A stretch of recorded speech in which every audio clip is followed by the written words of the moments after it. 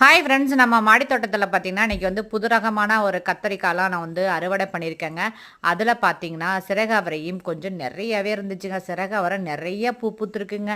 அப்புறம் நம்ம கார்டனில் வந்து சாமந்தி பூ வந்து 2 கலர் வாங்கியாந்து வச்சுங்க. வாங்கி வந்து ஒரு 10 நாள் தான் ஆகுதுங்க மாற்றி வச்சு.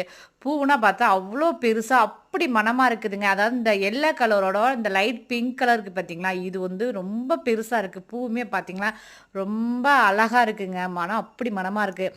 அப்புறம் சிறகாவரை நிறையவே எடுத்துக்கிட்டேன். அப்புறம் வந்து வெண்டைக்காய் வந்து இது ஒரு புது ரகமான வெண்டைக்காங்க. இது இந்த வெண்டைக்காய் ரகம் வந்து எனக்கு பேர் மறந்து போச்சு. யாருக்காவது பேர் தெரிஞ்சிச்சுனாக்கா கமெண்ட்ஸில் வந்து கமெண்ட் பண்ணுங்கள், நானும் தெரிஞ்சுக்கிறேன்.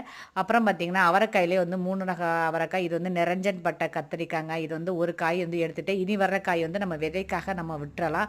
அப்புறம் வந்து சிகப்பு கலர் வெண்டைக்காய், சிகப்பு கலர் காராமணி, பச்சை காராமணி, அப்புறம் வந்துட்டு கத்திரிக்காயும் ஒரு 2 ரக கத்திரிக்காய் எடுத்துட்டேங்க.